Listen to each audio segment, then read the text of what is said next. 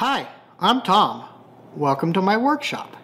In March, to celebrate meeting the requirements to monetize my account on YouTube, I did a live carving of this 95 karat black opal to an audience of one. I'm not complaining. I'm still a small channel, and I was just glad someone showed up. I was fully prepared to do the entire live alone. The video of that live did not do well. 2 months after it went live, that video has less than 1,000 views. Also, the carving didn't go as planned. I had to cut off significantly more potch than I expected to, and the shape I was left with was kind of ugly. Today, I'm going to recut that opal and turn it into 2 large, beautiful gems. I'm not off to a good start. I forgot to hit record before I cut the Sour Patch Kid in half. I also saw a flash of green under the blue and decided to test a corner to see if there was more, but I went through the color before any green showed up. That's how it goes sometimes. I lost a couple carats chasing the green, but stick to the end because there are better surprises hidden within these stones.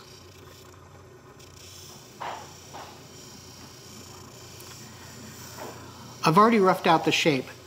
Now I'm forming the dome and refining it. It will have a shallow dome because the color bar is thin on one side. I'll leave the potch on the back for now. I can cut it off later. It gives me something to hold on to, but I think it would have been better to cut it off and put the stone on the daub stick. I feel like I have better control with the daub stick.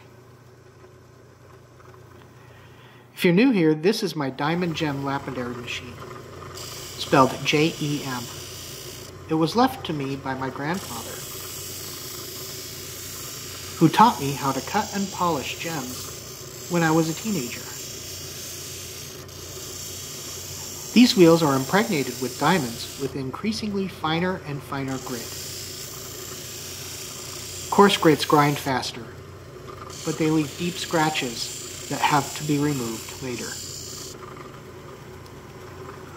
Opal is soft, so I have to be careful not to grind off too much. I use a light touch and inspect the stone frequently. Each time I move up to a finer grit, the intent is to remove the scratches left by the previous wheel and smooth out the shape, while removing as little material as possible. Australian black opal is rare and expensive, so it's important to try and cut the largest stone possible. But it's just as important that the stone has a pleasing shape and as few flaws as possible. Flaws decrease the value of the stone. Sometimes I have to cut off color to achieve this. It is difficult sometimes to decide when to leave a flaw and when to cut it away.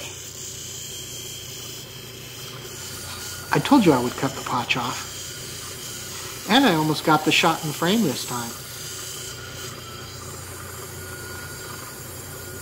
I'll set this one aside and begin polishing the other stone. The other half of the stone is larger, but it has a deep gouge in the face. I have to try to remove it without cutting all the way through the color bar. It's risky. I'm cutting away a significant amount of opal. If I go too far, the stone is ruined, and I can't put it back. Almost got it.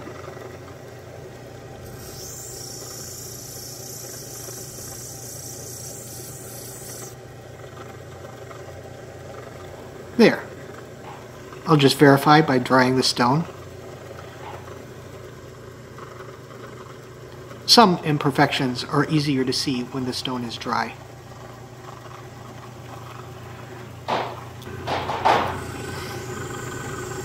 With Beggar's Canyon gone, I can focus on shaping the stone. Here, the gray potch bubbles up into the color.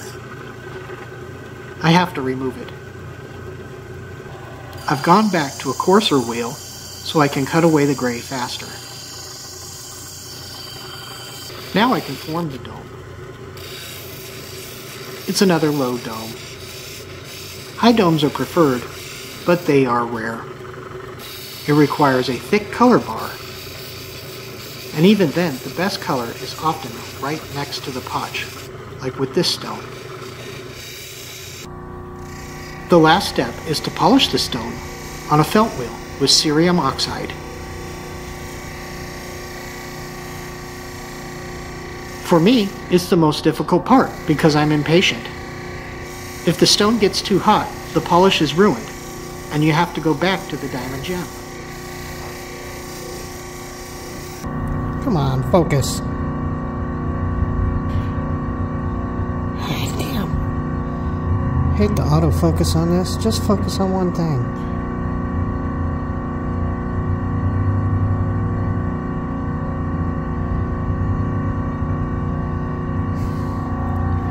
Another camera.